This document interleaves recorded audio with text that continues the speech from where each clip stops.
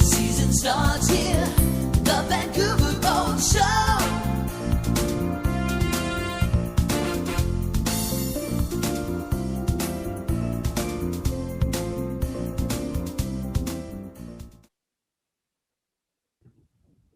Welcome to the Vancouver International Boat Show virtual seminar series, sponsored by Freedom Marine International Yacht Sales, the premier choice for exploring the passion of yachting.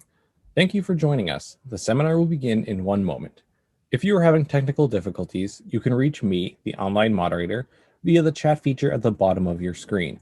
Questions for the speaker can be added to the Q&A box also at the bottom of your screen. We will ask these questions at the end of the presentation. Now it is our pleasure to present today's presentation, Marine Surveying with Sarah White. Sarah, thank you for joining us. Hi, thank you very much.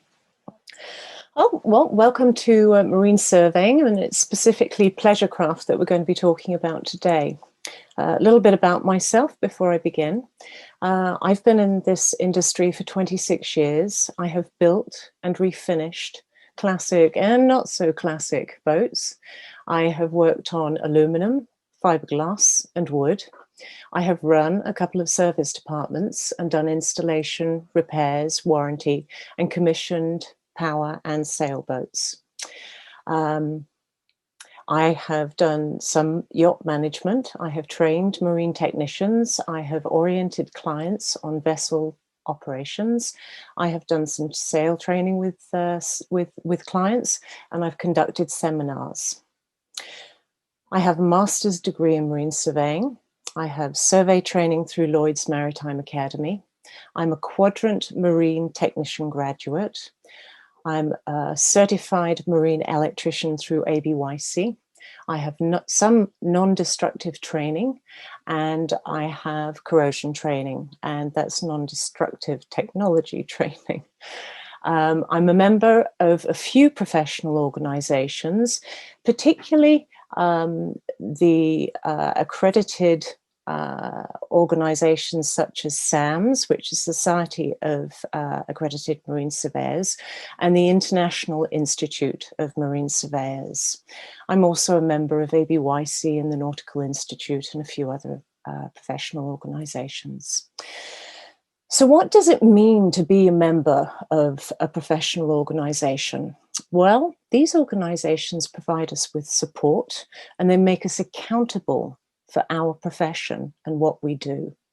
They also require us to continually develop ourselves, and we need to prove that. So if you are hiring a surveyor, and they do not have membership to any of these professional organizations, then I would probably look for another surveyor. Okay, so we're going to get on with a little bit more about surveying today. So what is it we do as marine surveyors? Well, we do a little bit of this, a little bit of that, and a little bit of this, and a little bit of that, and a little bit of this. And that's all well and good, a little bit of this and a little bit of that, but exactly what does that mean? Well, the role of a small craft marine surveyor is to look at issues that may lead to the sinking or death as a consequence of the state of the vessel. We look for issues that may render a vessel or parts of the vessel not fit for purpose. And as you can see from this photograph, the rudder on this boat is definitely not fit for purpose. We look for issues that may be detrimental to the condition of the vessel if left unattended. And this bulkhead is certainly detrimental to the condition of this vessel. The chain plate, however, is fine. We assess the market value of a vessel in its current condition. We determine the cause and extent of damage during an accident or damage investigation. And this boat was not designed to fit under any of our low bridges in Vancouver. And we do things such as establish the cause of isolated problems, such as corrosion investigations or construction deficiencies. Now, marine corrosion is certainly identified in the general survey, but cause is a specialist area of surveying, as are electrical surveys, mechanical surveys, rigging surveys, non-destructive testing surveys. Okay. As marine surveyors, we also represent the owner or purchaser of a new vessel during construction or refitting. Now, this particular boat, I like this picture. The boat was designed by my business partner's brother, Neil Gilbert, and my business partner worked on it. He commissioned it. The boat was built in BC, and no, the guns were not installed in Canada. So, rules, regulations, and standards that govern our profession. So what recommendations and standards and regulations do we use to reach the assessments for determining what has to be done when we're surveying a vessel? Well, the Canada Shipping Act, the Transport Canada TP 1332E construction standards for small vessels, and incidentally, you can all read the TP 1332E construction standards off the internet. The standards are readily available for everybody to see. ABYC standards and technical information reports, the Code of Federal Regulations 33 and 46, the National Fire Protection Act, the Vessel Fire Safety Regulations, the International Regulations for Prevention of Collision at Sea, otherwise known as COL regs, the Water Pollution Control Act, Environmental Act, the Fisheries Act, the Offshore Special Regulations, and US Coast Guard circulars on wood, fiberglass, and steel hulls. So there's a lot to know. So what do we inspect on a vessel? Well, we inspect the hulls, the keels, the rudders, the topsides, decks, cabin tops, and cockpits, underwater gear, through hulls and valves, deck hardware, but not rubber snakes, as you can see in the photograph in the center of these pictures, ground tackle, engines and propulsion systems, cathodic protection, controls and steering, interior structures, doors, windows and hatches, heads and plumbing, stoves and heating, tanks, electrical AC and DC, charging systems, electronics and navigation, safety equipment, additional items, rigging and sails.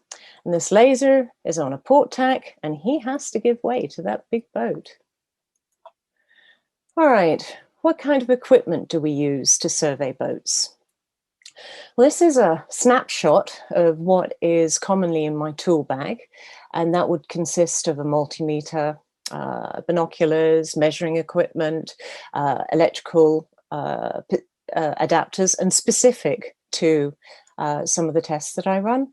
There may be polarity testers, magnifying glasses, tap hammers.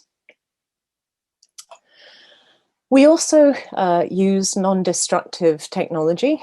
This is just some of it, ultrasound, and that is my ultrasound unit. Infrared, and that's my infrared gun, my FLIR. AC circuit load testers. I don't think one of those is in the picture. We use borescopes. We may use a air quality tester like that. And not ultrasound, moisture meters. What are the most common issues that we see from some of the categories that we survey? Well, we see a lot of collision damage on hulls. Commonly, things like dock dings, people running into things.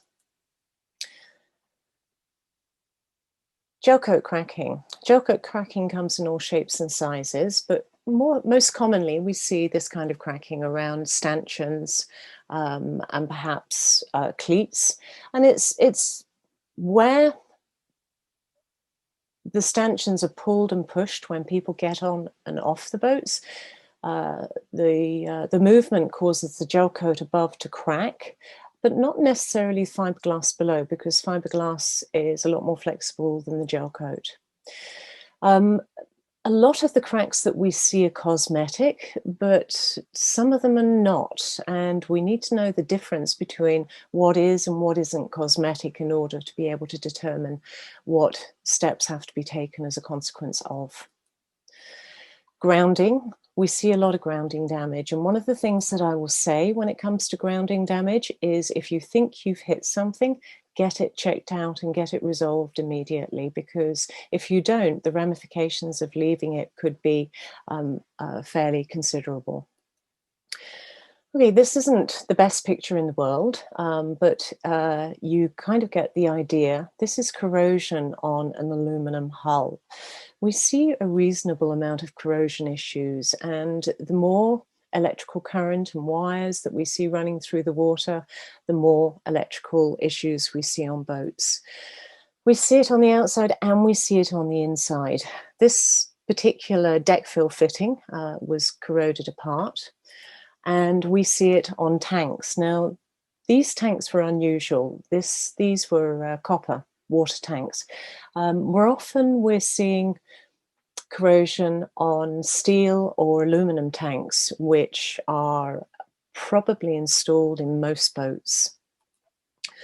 We see a lot of dings and dents to props and bent shafts, specifically power boats. Well, not specifically power boats, but more often on power boats than sailboats. This is a biggie. Seized through-hole valves. Through-hole valves have to be moved regularly to stay usable. The valve itself comprises of a stainless steel ball inside a bronze through-hole fitting. There are other styles of through-hole valves, such as Merilon, but Merilon valves tend not to seize as much. With the bronze valves, if they are left, if the handles are not moved, then the corrosion can occur on the ball valve, and you get galling, and you will find it very difficult to move the handle later on. People do not move the handles, typically because the ball valves are in very hard to reach places. Other valves that we see problems with are gate valves. Now, gate valves don't really comply with our regulations, particularly because they can trap debris when you're trying to open and close a gate valve, and you can't tell whether it's actually shut off the water or not. Also, the valve handle can often become detached from the mechanism, the gate mechanism, and you can spin the handle and you don't know whether that gate's gone down or not.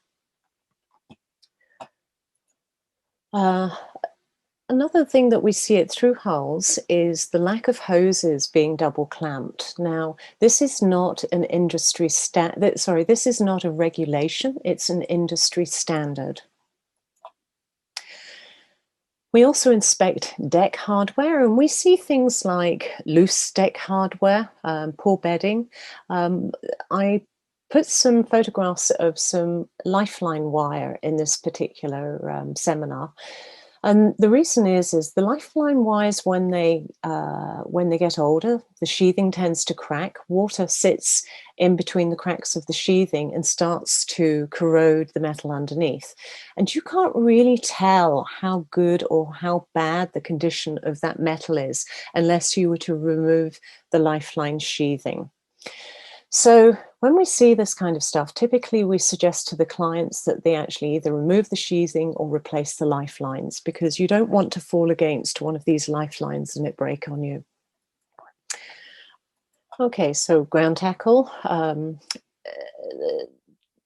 shaft glands. Shaft glands can leak whether they're dripless or whether they're conventional glands. And when they do, they tend to spray an awful lot of salt water in our area around the back of the engine and the transmission and other areas of the engine room. And that can lead to corrosion issues on other parts, as you can see here, and can cause further damage. So ensuring that your dripless shaft glands are actually not dripping and that your conventional shaft glands are dripping only the minimal amount at most is a really good thing to do. Also, the bellows on dripless shaft glands require checking on a regular basis. I think that the manufacturers suggest every 6 years with certainly with the PYI shaft glands. Okay, exhaust elbows. The manufacturers of most exhaust elbows would suggest that the elbows are checked every 5 years. The thing about exhaust elbows is that you've got hot exhaust gases and you've got salt water passing through them. And so it's a really corrosive environment. If the exhaust elbow were to corrode on the inside, then you could have a backup of water or exhaust gases and seriously damage your engine. Cathodic protection. If you don't use cathodic protection or you don't change it and check it regularly, you could end up with something like this. Okay, steering systems. We often see a lot of problems as far as leaks on steering systems, looseness of cables, and corrosion on quadrants. Leaks are a really big issue on boats, and they can do some serious damage to the inside of a boat.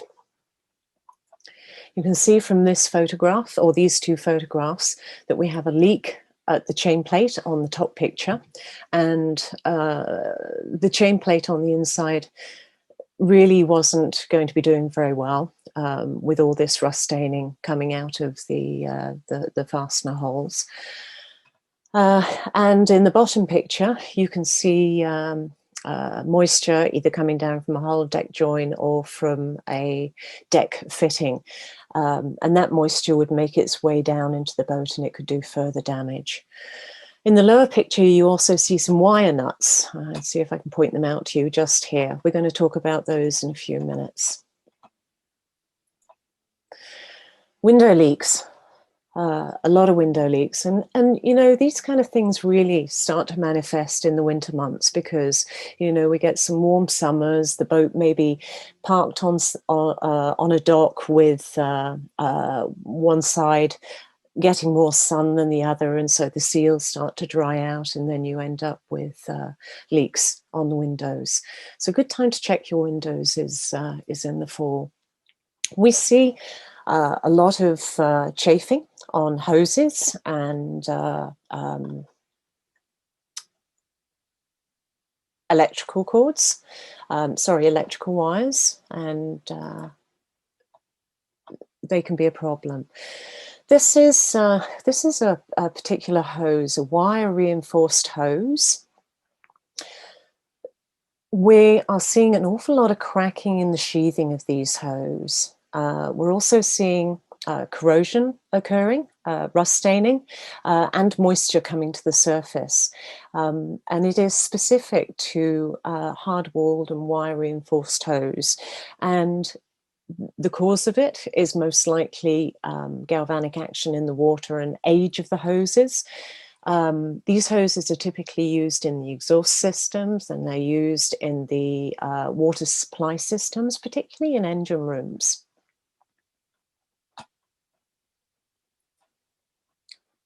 Now, the fact is we just don't see enough of these on boats. These are carbon monoxide detectors, and they're there to save people's lives. If you have a diesel heater in your boat, or you have an engine, or even if you are moored or parked near another boat with a diesel heater or an engine, their carbon monoxide from the machinery can actually come into your your boat, or can enter your boat, and you wouldn't know. Carbon monoxide's a bit of a silent killer. So we we strongly recommend that they're installed, and ABYC requires them to be installed in all eating and sleeping areas.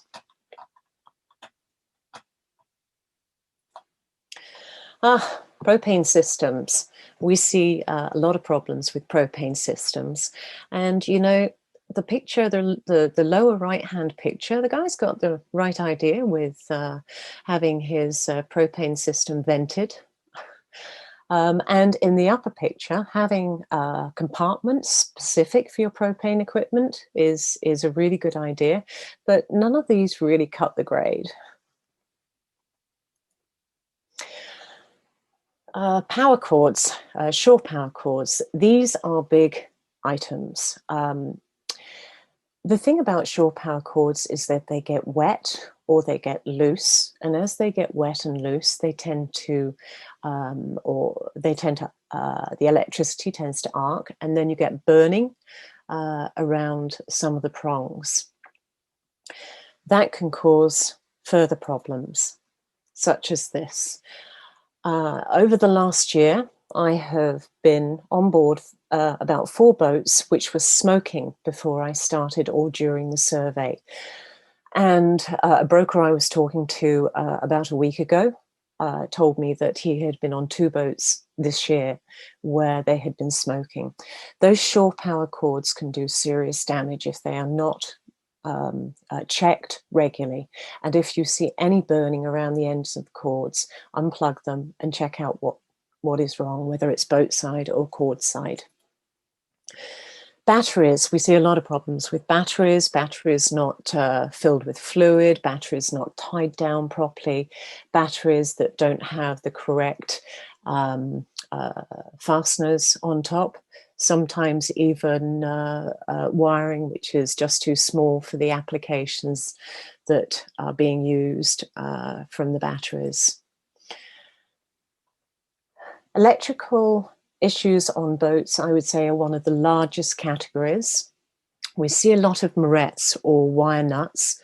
As you can see from this photograph on the left-hand side, there are 2 wire nuts. We also refer to them as morettes. They're not allowed in the marine industry. They are just simply twist on, and they can come loose with the vibration of the boat. On the picture on the right-hand side, you can see a lot of corrosion. We see a lot of corrosion in engine rooms, anywhere where there's moisture. And corrosion can cause a buildup of resistance. Where you have a buildup of resistance, you get heat, and where you get heat, you get further problems.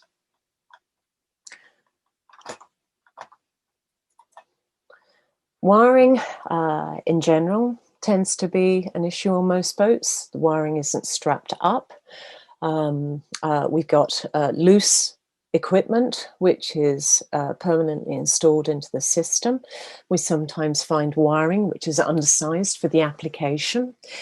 We can see wiring, unsheathed, DC wiring running alongside bundles of AC wiring where you get heat buildup. There's often a lot of issues we find on wiring. Chafe on electrical cables as well. Okay, charging systems. Charging systems need to be installed properly, and they need to be able to regulate the output. If not, you can get overcharging, and then you've got really serious problems with your batteries. Electronics, we see electronics that don't work. Safety equipment.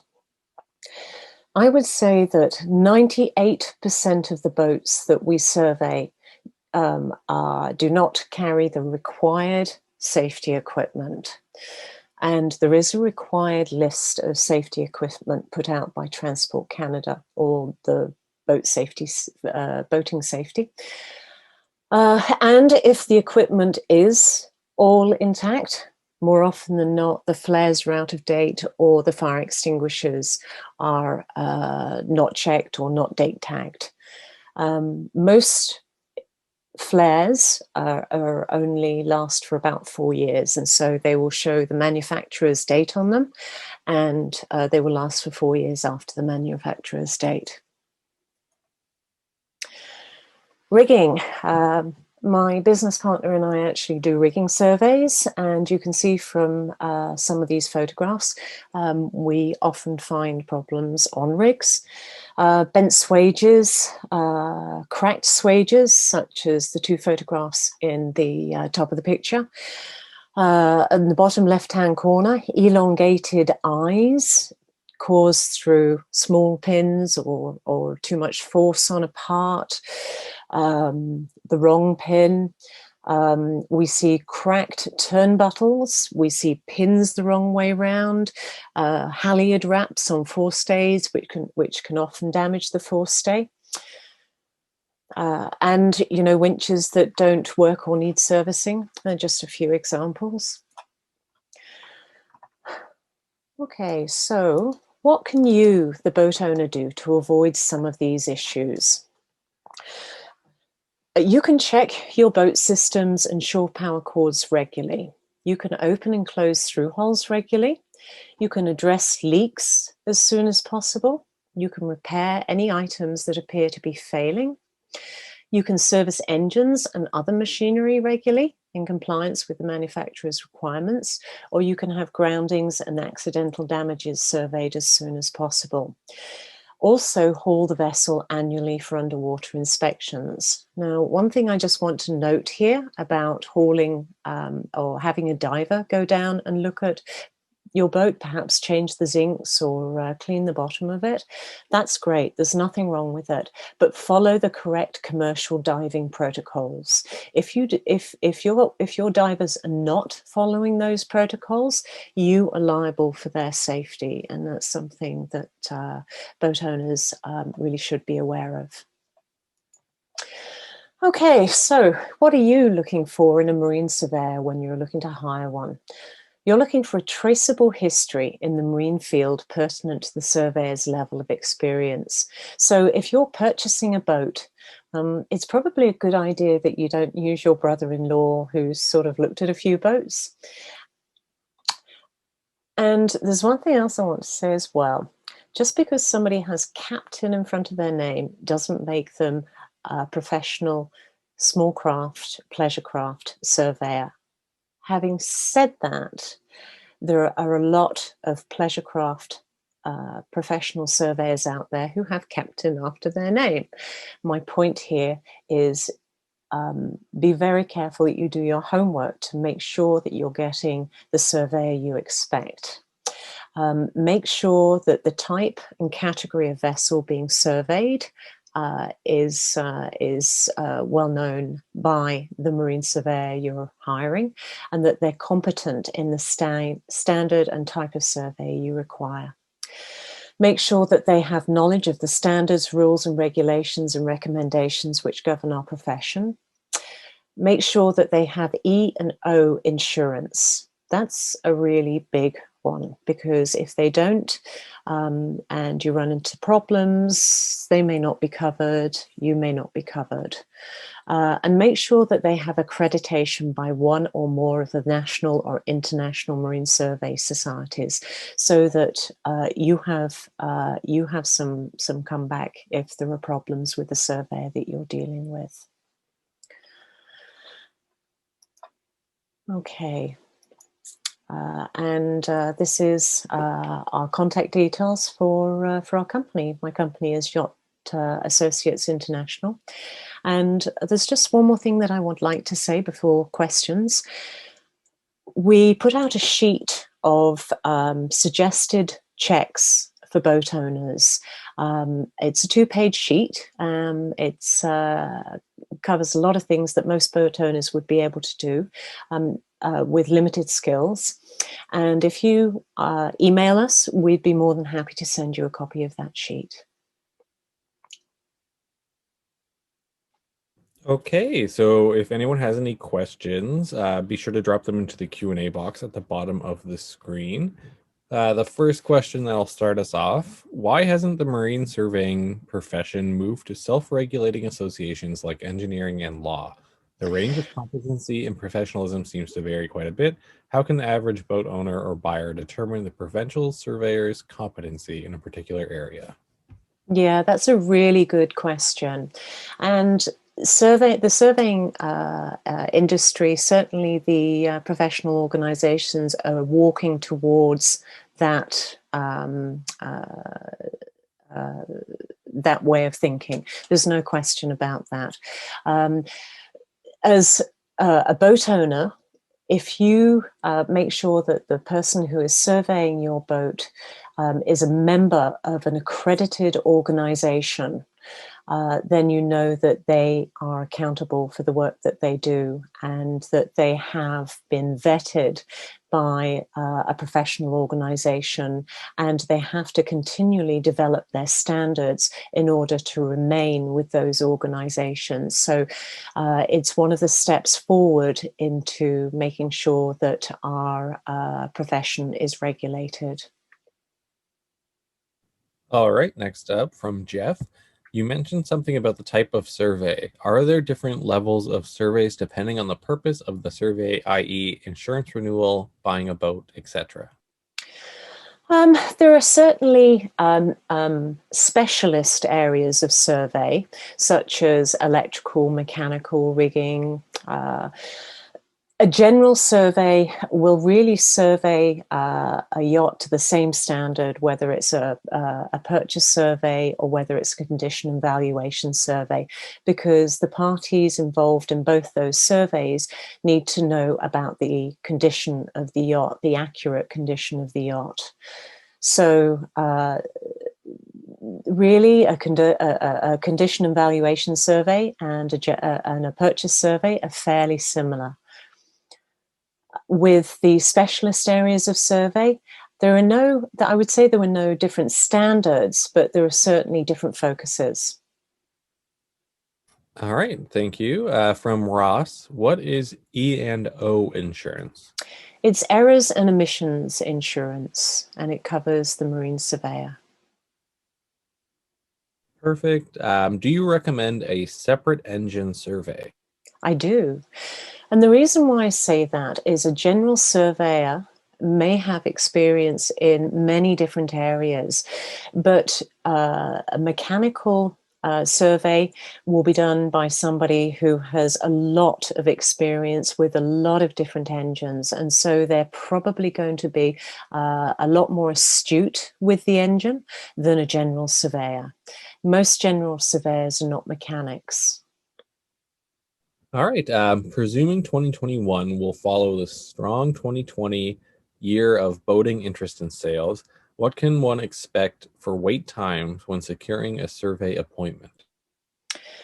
Gosh, from peers in my industry, we are sometimes looking at 2 weeks to a month ahead. Sometimes we get cancellations and we can fit things in, but I would say book early. We're already booking into June with some of our surveys. That's not to say that we don't have dates available in between now and then. We do, and I would suspect that a lot of my peers, from what they're saying, are in the same situation. All right. Next up, what is the current timeline for pre-purchase surveys? In other words, well, I'm assuming that comment is how long do you have to wait before you can get a surveyor to do a pre-purchase survey? When somebody's buying a boat, they typically want a pre-purchase survey done very quickly. Those kind of deals can come together within a week. And you may be lucky to get the survey you want. You may have to look around for a surveyor. Because we all have different clients and because our timelines don't necessarily coincide with each other, one surveyor may not be able to do one day, another surveyor may be able to step into their shoes. So it's going to be opportune is the answer to the question. Okay, next up, what is a typical cost for a survey as required by my insurance agent? Is the price per foot the same 20 versus 50 foot as an example? So that will totally depend on the surveyor and the type of boat that is being surveyed. So prices can range from, certainly that I'm aware of, anywhere from $400 for a 20-foot boat up to, gosh, depends on the size of boat. The best thing to do would be to talk to a few yacht surveyors and perhaps get a quote. Bearing in mind, you want to check that the yacht surveyors are fairly similar, on par with each other as far as experience, members of the same professional organizations. But perhaps to be a little clearer, if you were to look at purchasing, say, a 35-foot boat, you might be looking at roughly $26 per foot. Perfect. David asks, do you check the functionality of the navigational equipment? We power up all the navigation equipment, and we make sure that we are seeing what the navigation equipment is primarily supposed to do. So we won't go into any of the settings, etc. But our job is to determine that the electronics are actually powering up, and if you have a radar, the radar is turning and we're seeing it on the screen. If you have AIS, that it's coming up on the screen, etc.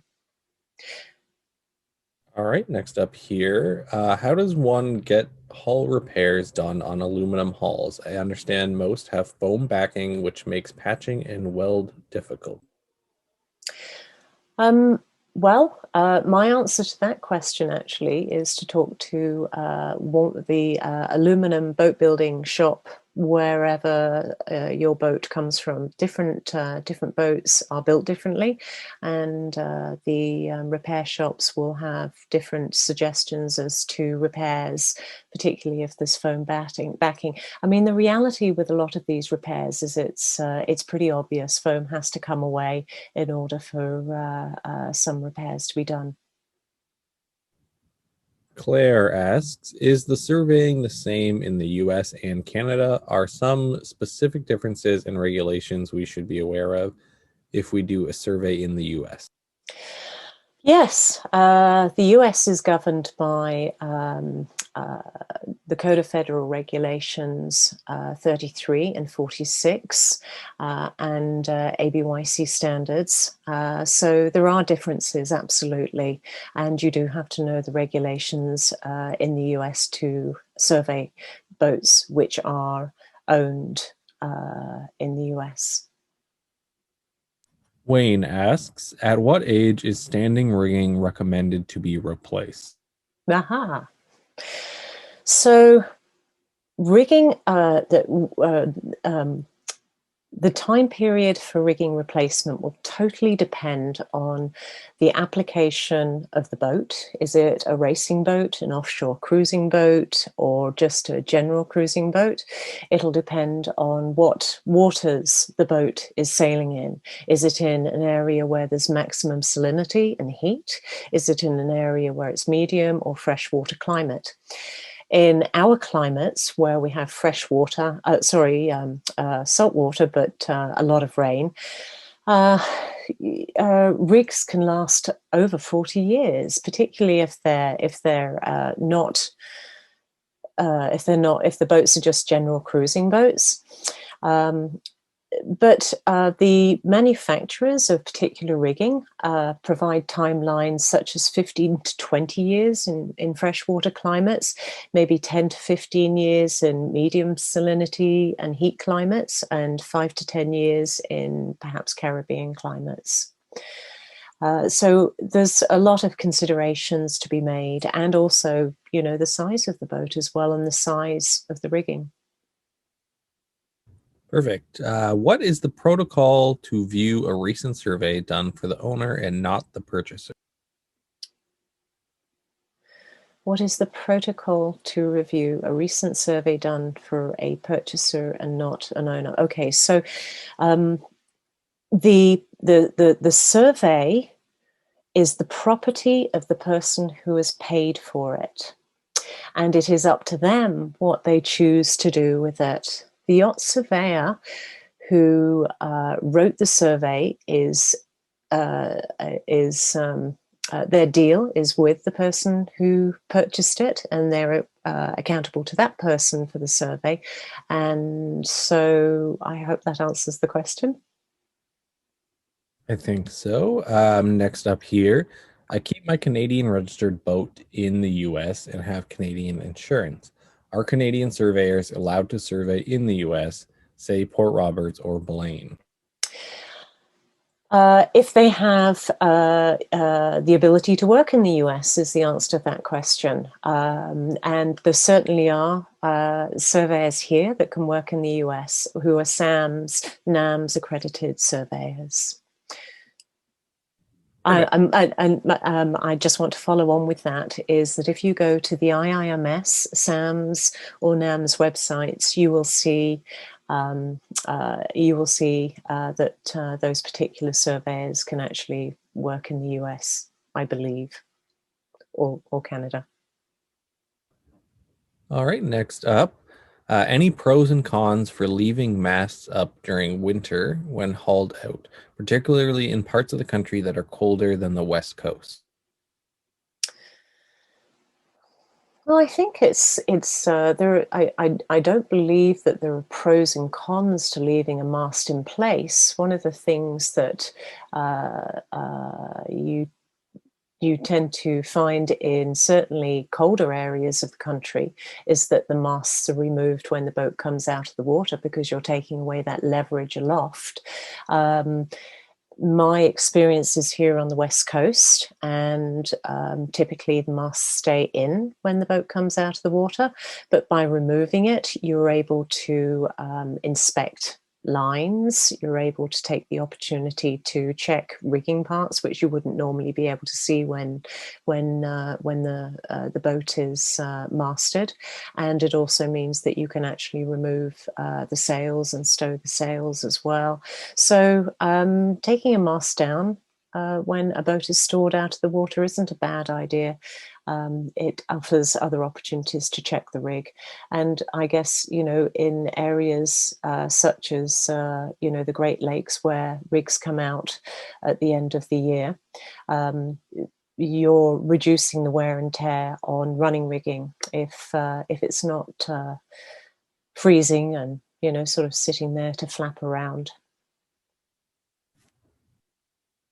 Perfect. Ron asks, is it a good idea as an owner to have a survey done prior to putting it on the market? Yeah, it is a really good idea. One of the things that we often find a little bit disconcerting is when we are surveying a boat for purchase and there are an awful lot of problems on the boat, which often could be solved due to, with good maintenance. And it can be quite a disappointment to the person who's trying to sell the boat. And the boat may have to go for a slightly less price if they want to sell it quickly. So having somebody survey the boat before you put it on the market can help you make sure that you're going to get probably market cost for that boat without having too much recourse from the purchaser. Thank you. Andrew asks, is there a way to ensure no conflict of interest between the surveyor and the boat owner or selling broker? Well, a good surveyor should be neutral. They're being hired by, I would imagine, the purchaser under that circumstance, so they are totally and only utterably answerable to the purchaser. So the conflict of interest, I'm not really sure where the conflict of interest would occur if your job is to survey the boat for the purchaser, and it is goodwill on the seller's side and the broker's side to allow them to do that.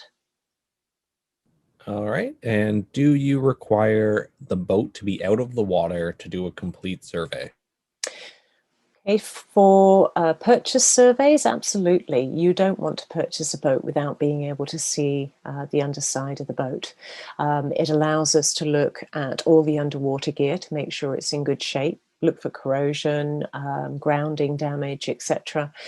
With condition and valuation surveys, it depends on the insurance company. Some insurance companies like to see the whole boat. Some of them have a period where they want to survey, but they don't need to see the underside of the boat. So if you do own a boat and you are looking for a condition and valuation survey, check with your insurer to find out exactly what they want before you hire the yacht surveyor. All right, and that seems to be all the questions we have for the moment. If anyone does have any more questions, be sure to drop them into the Q&A box there. Sarah, is there anything else you want to add to your presentation before we wrap things up here today? No, well, there's a couple of things that I think I'd like to mention. When you're hiring a survey to do a condition and valuation survey, the surveyor actually has to get to all areas of the boat, and it's a great idea to help facilitate that by removing gear if you have a lot of gear on board. Another thing that people ask us is, how long does it take to do a survey? Now, this really depends on the boat, but a good survey, say on a boat maybe 35 to 40 feet, can take a whole day, particularly if the boat is hauling out of the water. It can take about 5 hours to survey, 5 to 6 hours even, to survey boats up to that size, and then the time taken to survey the hull when the boat is out of the water. So be prepared for that. The surveyor has to go through the whole boat. As you saw from my slideshow, there are many areas that we look at. In fact, we pretty well sort of top to toe in the boat is our focus. As you can imagine, there are a lot of things to look up. So it does take time to do a survey. It's not something you can complete in a couple of hours unless you're looking at a very basic, perhaps 20-foot boat. All right, we have another question in here actually from Michael, specific to trailerable sailboats. Is on the trailer sufficient for bottom inspection, presuming a swing keel will not be able to fully drop, etc., for channel inspection, etc.? So yeah, if you have a swing keel, I mean, it's really great to see if you can get the boat in the lift so that the swing keel can be seen to come out all the way. And under a purchase circumstance, I think that would be really beneficial to do. For general surveys, for condition and valuation, often those circumstances aren't available. The boat's on a trailer, and we're surveying a trailerable boat, and so we would survey it as it is on the trailer. However, optimally, yes, it would be either blocked or put in a travel lift so that we could make sure that everything worked. All right, I got another question here from Glenn. With your years of experience with boat surveying, have you observed a correlation between boat manufacturers and survey results? Do some manufacturers stand out with consistently good survey results? Actually, it's boat ownership. It totally depends on the boat owner. And yes, absolutely, there are certainly different standards of boats out there, and some boats will take more wear and tear than other boats. But the consistency isn't necessarily with the manufacturer. Like I say, it's with the boat owner and how the boat is used and how the boat is kept. We've seen some fabulous, really high-end yachts that have been very poorly maintained. And likewise, we've seen some very inexpensive boats, which are quite old, which have been maintained very well. So totally depends on the owner. All right, and I think that is it for questions. Is there anything else you want to add before we go here today, Sarah? No, I just hope that I was able to impart some wisdom with my seminar. Perfect. And all of your info is on the screen. So if there are questions people have that they didn't get answered today, they should be able to get a hold of you there. And then other than that, I want to thank you for your time here today. And I want to thank everyone at home as well for joining us. We're interested in feedback either on this seminar or if you have any ideas on topics in the future you'd like to see us cover. So simply click on the Evaluate tab located just above the seminar description and complete the form. After the show, all attendees will also be receiving a post-show survey, so be sure to fill that out. You can also check out all the other features here at VIBS Virtual. If you have any questions, swing by the info booth for some answers. And I hope you all enjoy the rest of your time here at the boat show. We are here for the next few days, so be sure to come on back. Once again, Sarah, I want to thank you for joining us here today. And again, everyone at home, take care. Thank you.